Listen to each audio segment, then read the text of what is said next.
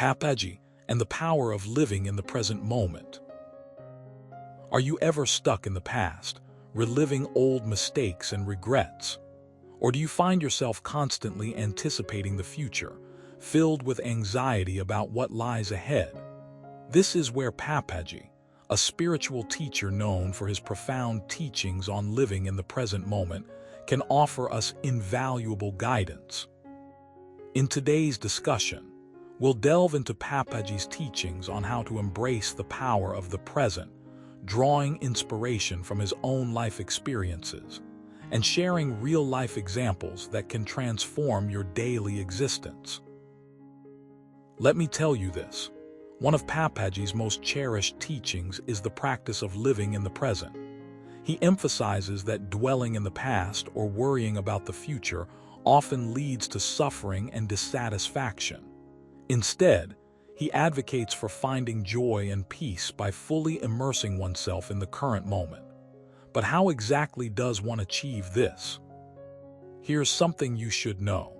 It involves cultivating mindfulness, which is the art of being fully aware of your thoughts, feelings, bodily sensations, and the surrounding environment at any given time.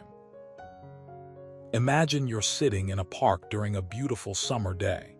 The sun is shining, birds are singing, and the breeze is gently rustling through the trees.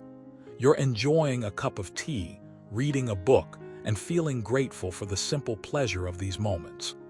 However, if you were caught up in your phone, constantly checking notifications, or thinking about the tasks you need to complete later, you'd miss out on the richness of this serene environment. Papaji would say that true happiness comes from being fully present in the moment, even in the midst of seemingly mundane activities. Now let me share a personal anecdote that illustrates this concept. A few years ago, I found myself in a similar situation, consumed by work-related stress and anxiety. My mind was always racing forward, planning and worrying about what needed to be done next. Papaji's teachings resonated deeply with me.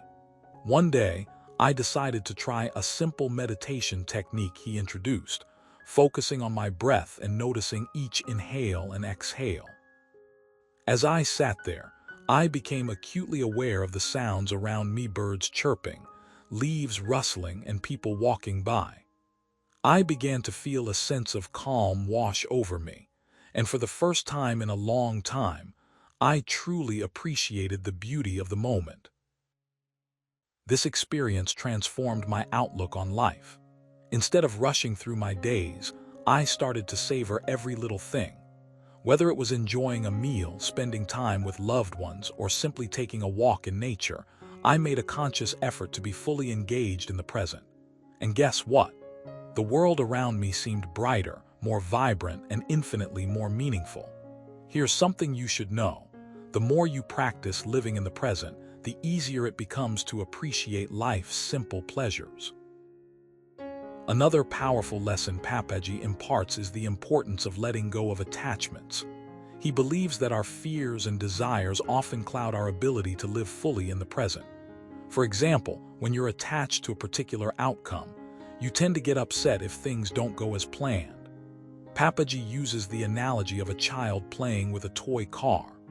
Initially, they're engrossed in the fun of the game, but once they become attached to the car and fear losing it, their enjoyment diminishes. Similarly, when we attach ourselves to material possessions, relationships, or positions in life, we lose the ability to truly enjoy them.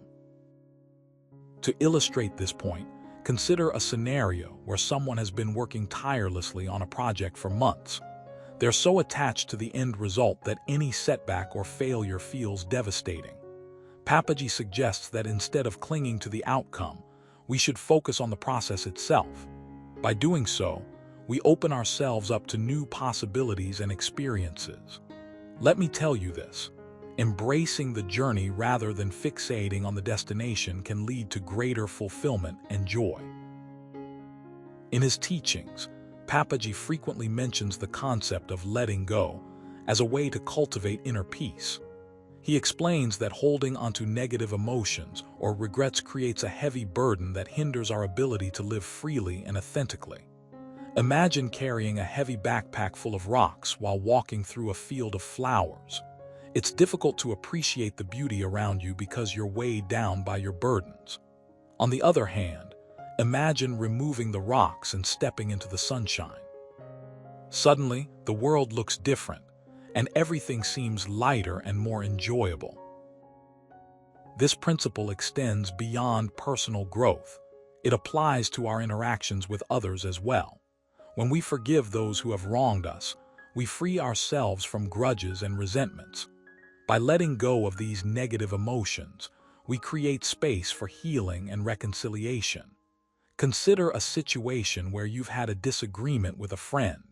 Instead of holding onto anger and bitterness, try to see the situation from their perspective.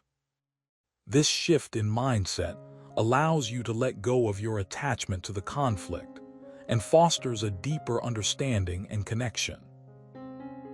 By practicing living in the present and letting go of attachments, we can break free from the chains of our past and future anxieties. Papaji's teachings remind us that true happiness lies in the here and now, not in endless striving or regret. Here's something you should know.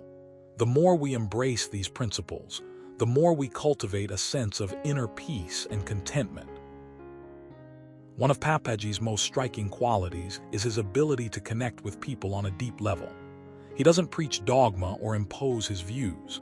Instead, he listens attentively and offers gentle guidance. His humility and genuine concern for others make him an inspiring figure.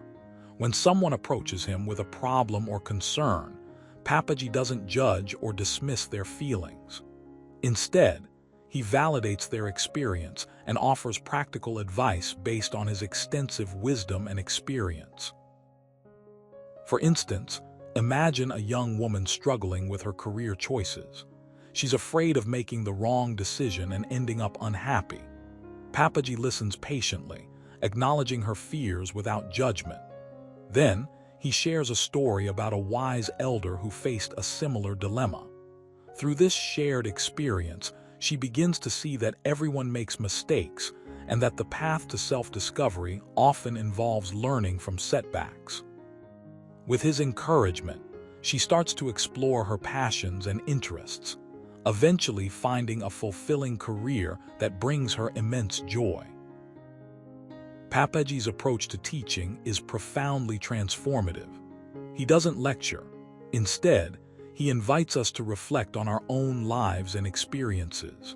His teachings encourage us to become more compassionate and empathetic towards ourselves and others. By fostering a sense of interconnectedness, he helps us recognize that we are all part of a larger whole, and our actions have far-reaching consequences. In his talks, Papaji often emphasizes the importance of gratitude. He reminds us that by focusing on the good things in our lives, we can shift our mindset away from negativity and scarcity. Consider a situation where you've experienced a difficult day. Instead of dwelling on the negatives, take a moment to acknowledge the kindness of a stranger, the warmth of the sun on your skin, or the comfort of a favorite pillow. By cultivating gratitude, we create a positive ripple effect that spreads joy and contentment throughout our lives. One of Papaji's most poignant teachings is the concept of non-attachment. He believes that by letting go of our desires and expectations, we can experience greater freedom and inner peace. Imagine a person who's obsessed with achieving a certain goal, whether it's getting a promotion at work or winning a competition. Their entire life revolves around this objective, and they become anxious whenever they fail to meet their standards. Papaji suggests that instead of clinging to these outcomes, we should focus on the journey itself. By doing so, we open ourselves up to unexpected opportunities and experiences that enrich our lives. To illustrate this principle, let's consider an athlete who has trained diligently for years to compete in a major event. If they become overly attached to the trophy or recognition, They may feel devastated if they don't win. Papaji would advise them to cherish the training process and the sense of accomplishment that comes from pushing themselves. By shifting their focus to the experience rather than the outcome, they can maintain their passion and motivation without the pressure of perfection.